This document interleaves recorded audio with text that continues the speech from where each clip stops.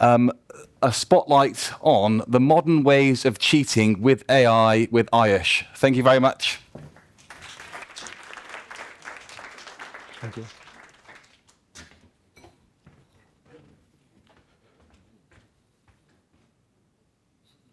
So I am finally here. I think a long journey. The last time I was here, I think it was the exact same room at the e-assessment conference where Tim was here, yeah? So I think what we were doing back then was just trying to give an experience of what proctored assessments look like. And I've been told that not to use proctoring as a word, but say remote invigilation, that is what clicks here in the market.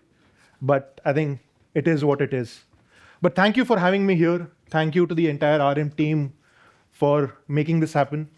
I was given this opportunity of taking the next 20 minutes of your time and just talking about what are the new ways of cheating using AI.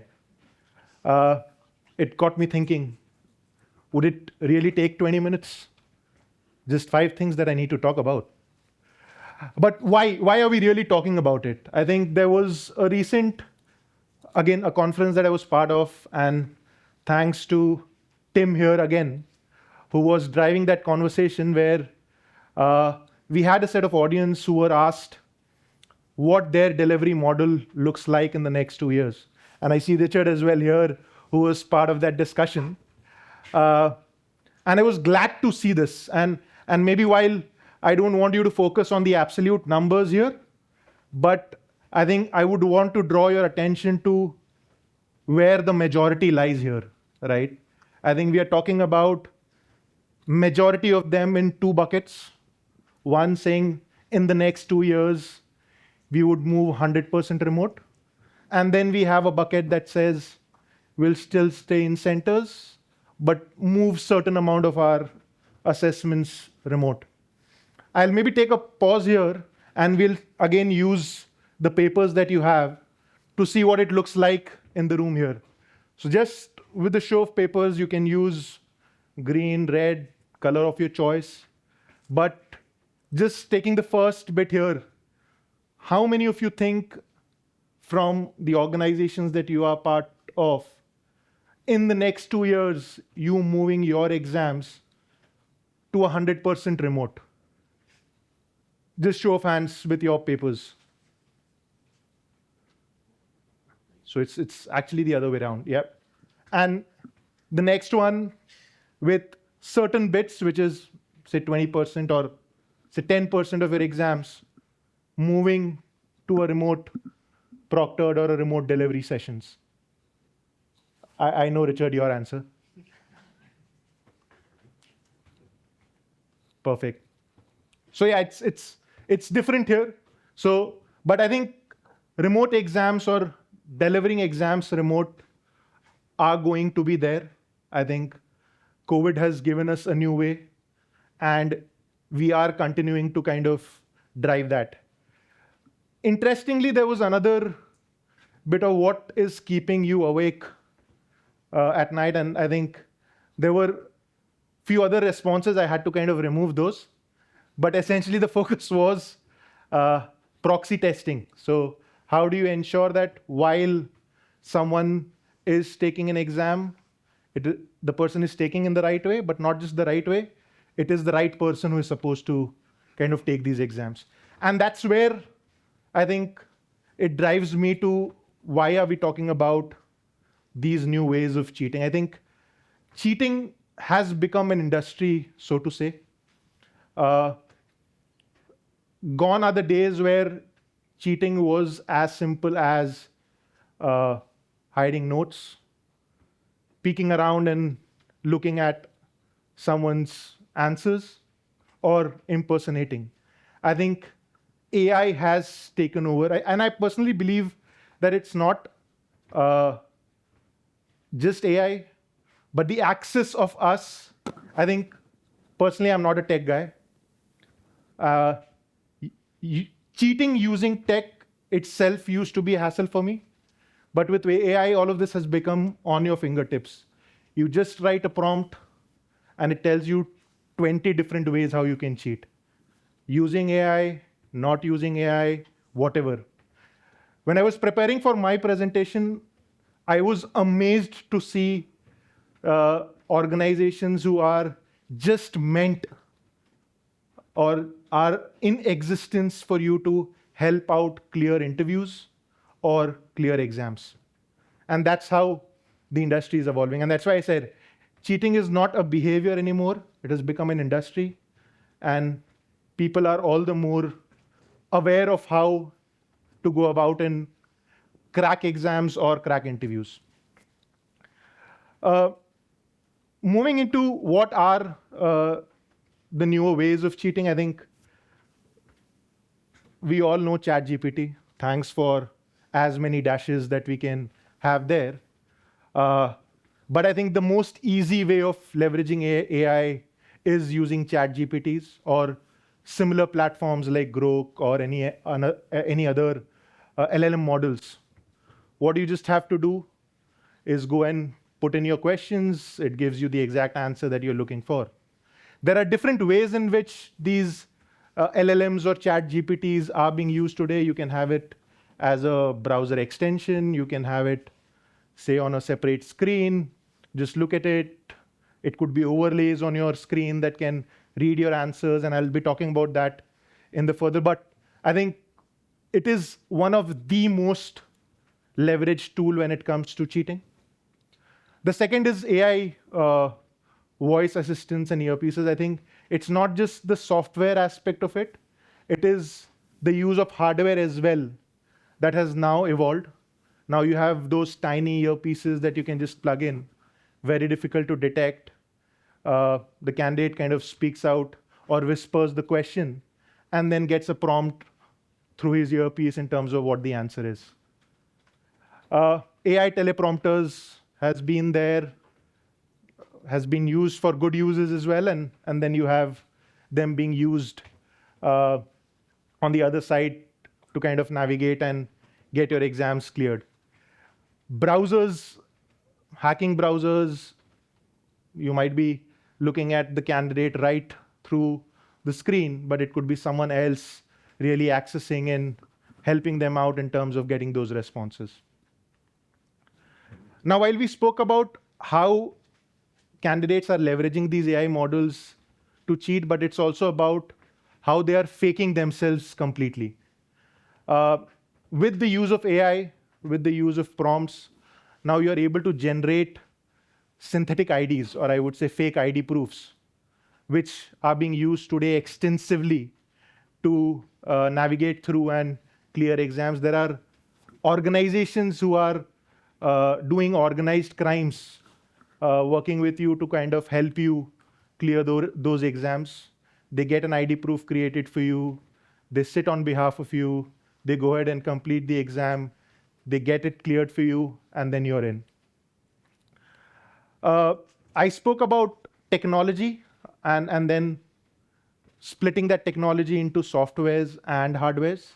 I think hardware itself is playing a huge role. While I gave you an example of how there are earpieces which are tiny in nature, it's like a grain that can be in your rice grain that you can use, plug in your ears. But apart from that, there are wearables like your smartwatches. You have the latest is the Meta Glass, or any smart glasses now can look at the screen and then prompt you answers in terms of what they see as a question on the screen. Very difficult to detect, impossible for humans, but I think and I'll be talking about in my next few minutes in terms of how AI can beat AI, but it's not just AI beating AI. It is AI with a proper process in place, really helping you drive and address some of these challenges in place.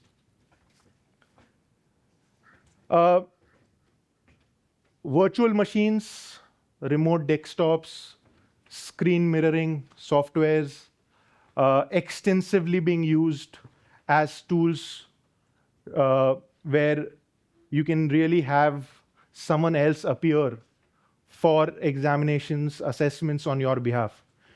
While on the outlook, you would see it's the right person taking the exam, appearing for the assessment, but essentially it is someone else sitting remotely who has access to the system that the assessment is running on, and it is that person sitting remotely going ahead and responding to questions and answers there.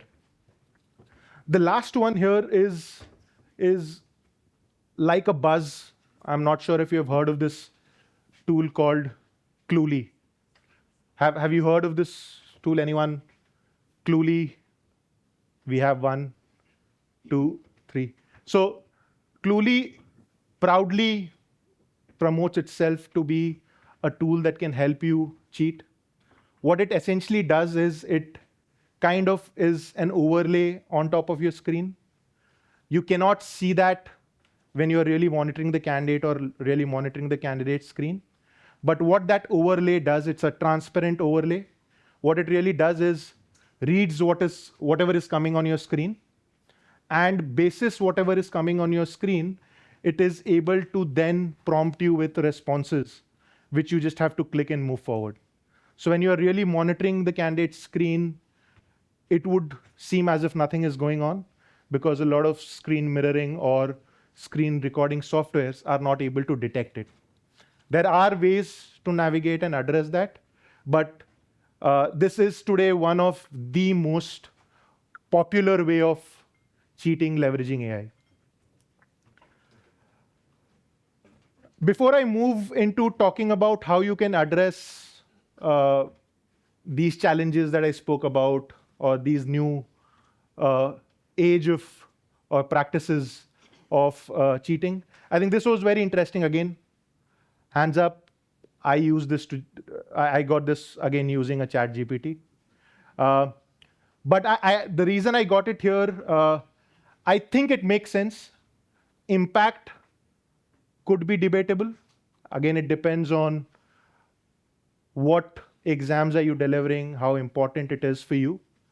But really talking about the detectability, I think if you see, most of it is skewed towards hard to detect, and most of it, again, majority I would say, is on the higher impact as well.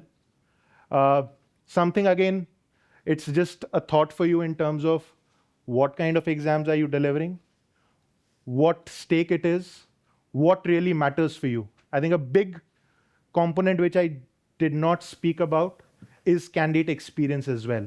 I think while you can bring all the caveat in place in terms of blocking them, in terms of using any other tools while they are taking the exam, you also need to be cognizant of the fact that you are not impacting their experience while taking the entire exam. I think that plays a major role here. What we have done as an organization is created a 7-layered approach, a framework that can help you address all the new ways of cheating that we just spoke about. Again, it is completely modular in nature. As an organization, you can pick and choose depending on different exams that you are delivering within the organization, or as an approach, how you would want to drive your assessments that are being delivered remotely. I'll just quickly walk through this. I think it starts off with first making sure that the person who is appearing for the exam is the right person, and it is not someone else. So it is really about checking their ID proofs, and there are different ways in which you can check the authenticity. There are applications that can do liveliness check. There are applications that can match images to ensure that the image on the ID proof and the person joining in for the assessment are the same person.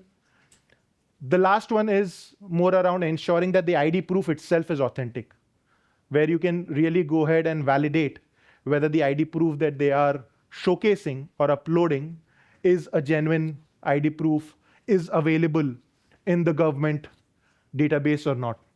So that's where it's all about ensuring that it is the right person who is joining in. Now, once you've identified that it's the right person, it's about how do you ensure that when they are in the assessment, they are not using any unfair means during the entire assessment process and are taking the assessments in the right way. That's where the behavior monitoring comes into picture. Now, really talking about AI, I think AI itself has evolved.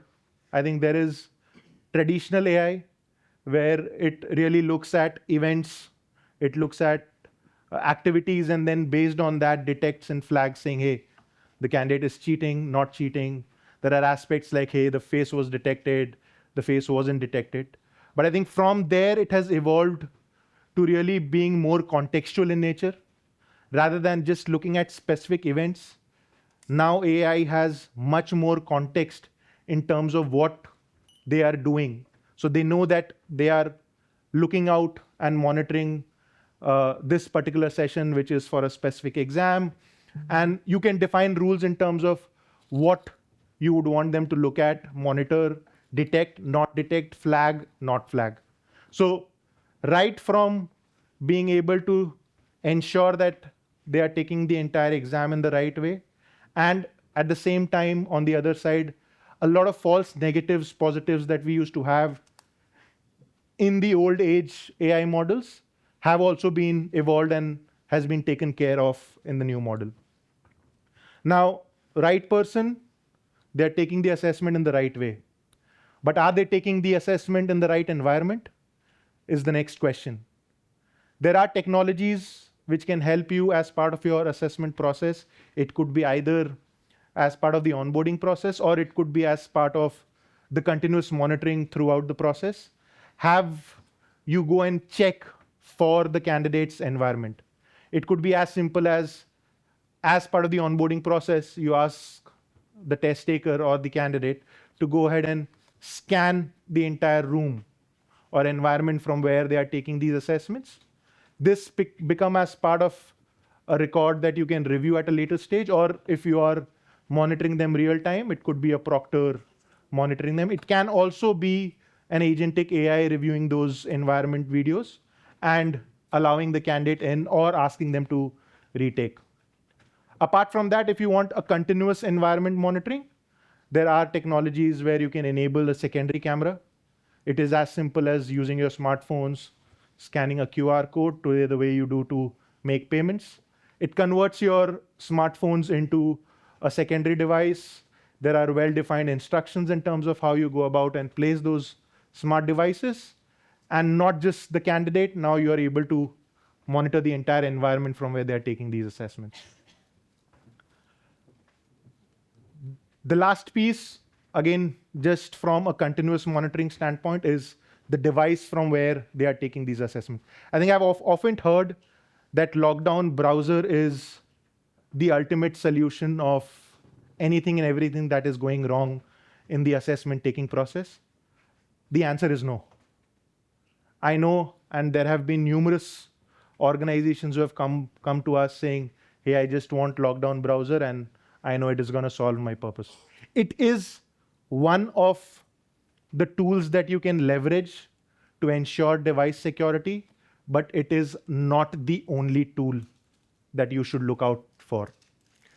The secure browser applications like Cluely that we spoke about are easily detectable by secure browser. It can detect background applications. It can block those applications when you launch your assessments and ensure that the candidate is not accessing any remote devices or virtual machines while they are appearing for these exams. Now, while I've spoken about these 4 layers, these are primarily proctoring related, and this is more to do with visual and audio feeds coming in during the entire process. There is much more that you can do when you are selecting or going ahead with remote delivery, where I come to the 5th layer. I think rather than only restricting yourselves to looking at what the candidate is doing visually, where a proctor is looking at the candidate or listening to the video or the audio, I think there could be a lot of feeds that can come in from the assessment engine itself. Just an example, while you're running or administering your exams, the candidate might be doing all the right things. But it could be that they're responding to questions much faster as compared to what your average response time looks like, which maybe the proctor might not be aware of. But as an assessment engine tool, you have that information available. Similar to that, you have other information that is being captured at the assessment engine level. That as well, via integration, can flow in to the proctor, where real time they can get those feeds and flag, which can alert them in terms of, again, going ahead and further navigating and looking at, is there something wrong that I am not missing out on? It is also giving them alertness in terms of what they could look at. They can in fact go and maybe, based on these alerts coming, ask the candidate to kind of go ahead and do another environment scan during the exam. Or if secondary camera is not enabled, because there are alerts coming in, they can ask them to enable secondary camera on the go during the exam. So there are possibilities of how you can make the exam much more stricter during the, rather than defining it way before the exam as well. Now, while we talk about all of this, over a period of time, we've also gone ahead and built an intelligence layer. So rather than just looking at specific activities, I think we are looking at trends in terms of how candidates or test takers are cheating. I spoke about how there are organizations, organized crimes happening. At an org level, we know, just taking an example again here, for example, we know that there are certain IPs that are blacklisted, and we have seen majority of cheating happening via those IPs. These are knowledges that we have in the backend, and we use some of these information to, again, red flag way beforehand when we see candidates joining in using those applications or IPs. Smart devices. It is very difficult for us to really go ahead and identify newer ways of cheating, newer smart devices, smart glasses, but it has become very easy for AI to go ahead and detect newer smart glasses. They are trained to go and look out for different ways of cheating and really flag that as suspicion as part of your reporting that you get outside. Now, while we have done all of this, there could still be possibility of candidate figuring out a new way to cheat. I think that's where the 7th layer comes into picture, where you really, after the entire assessment is over, you still have the possibility to go out in the web, scroll and look out for leakages happening. And you can, in fact, go to the point of the leakage there and then look at mitigation strategies in terms of how you can address those gaps in your process. That's what I have for the day, team, today. I don't know if I have time left for questions, but happy to take any questions. Sorry to be a pain, but there isn't time, but if you do have questions for Ayush, can you please consult the RM ASC desk? Ayush, if you're happy to be there, and our ASC team will also field questions. So sorry to cut you off, but please do ask your questions after this session. We are now leading into a coffee and tea break. Also, round of applause for Ayush, please. Thank you so much. Thank you, Ayush. Really good.